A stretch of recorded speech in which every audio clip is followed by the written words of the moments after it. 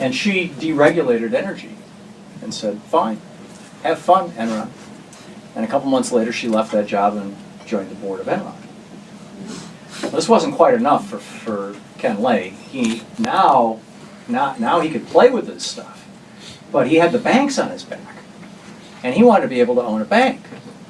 And he wanted, and not just a bank. At that point in time, in 1997, there was a law that said that a gambling bank like Merrill Lynch, a commercial investment bank, could not issue checkbooks, and a checkbook bank, like your basic Wells Fargo, could not gamble with your money. You had to choose. You had to either be a commercial bank or a gambling or an investment bank, but you couldn't have both. But Ken Lay wanted to be able to move his money around and hide it wherever he wanted, and then gamble with it at the same time. And so Phil Graham introduces in 1999 and 2000 two pieces of legislation: Gramm-Leach-Bliley, which ends Glass-Steagall, which says, basically anybody, even Ken Lay, can buy a bank, and banks can gamble with their investors' money. And the Commodity Futures Modernization Act, which said that you can bet on things through unregulated markets. It doesn't have to go through the Chicago Board of Trade, where we make sure that there's actually pork bellies that are being traded, and there's actually people who are going to take possession of them because they run restaurants where they sell bacon, that kind of thing. You can just make things up and trade them. And so what happened after these two pieces of legislation, first of all, Ken Lay was in heaven. And we can speculate about where he is now. Yeah. But it used to be that let's say you were bakers and I'm a farmer, a wheat farmer, and I'd make a bet, when am I going to sell you the wheat, like that. We'd work this out. But there had to be an actual time and an actual deal. I'm going to wrap this up in about 5 minutes. I know it's getting kind of warm in here. And we could buy insurance on that bet, but that was pretty much it. And companies like AIG specialized in selling insurance on those bets. But once the commodities were deregulated, you could bet on anything, as long as there was some underlying product that had value from which that bet derived some semblance of value, thus the word derivative. So you could bet on our wheat deal, or say we had $1 million wheat deal, we could put a $10 million insurance policy on it, and then we could put a $100 million bet on that, whether that's going to go bad. In fact, on each side we could bet. And then we could bet $1 billion on the $100 million. And we could bet $10 billion on the, and you just keep going, making bets on bets on bets. And the easiest thing to do this with was mortgages, because you can't see them.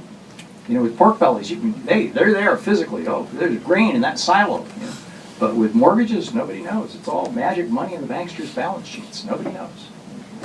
So what happened was that, and here's some numbers, and this is why I'm telling you that the crash of 2008 we're still in the middle of, and until we fix some of these structural things that I've been talking about tonight, we're just on the edge of tipping over again.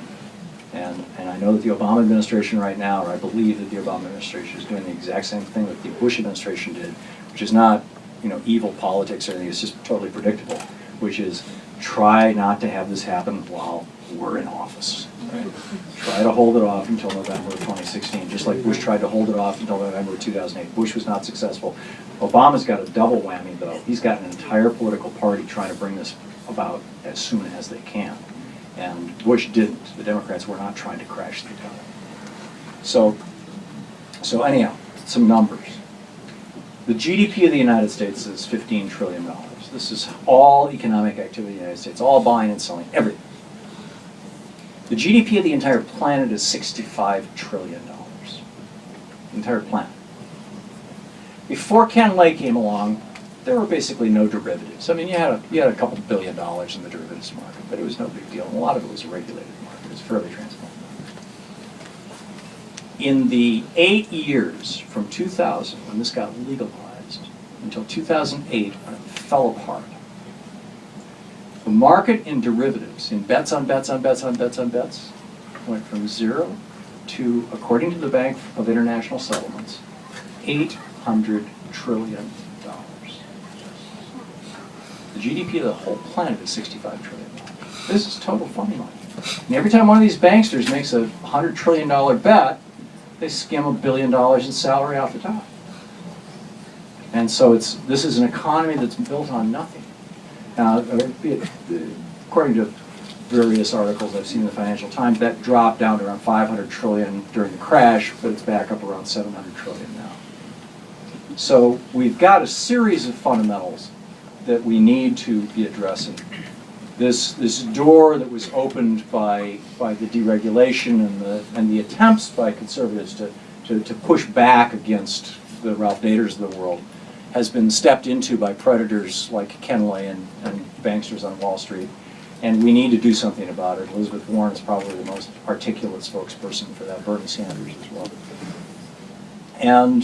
And you know, I think ultimately it's all going to come down to us. The good news is that when crashes happen, political opportunities open up. It's like there's a crack in reality, to paraphrase Leonard Cohen. And in that light, we can step forward and do something. Every time we've had a crash in the United States, it's been followed by major forward progressive motion. The crash in 1935 led to unionization and all the benefits of the New Deal. The crash of 1897 led to the 17th Amendment, the 19th Amendment, the enfranchisement of women, and the direct election of the Senate. The crash of 1857 led to the end of slavery. The crash of 1770 led right to the creation of the United States. Every one of these has produced a positive outcome on the back end when people were ready for it.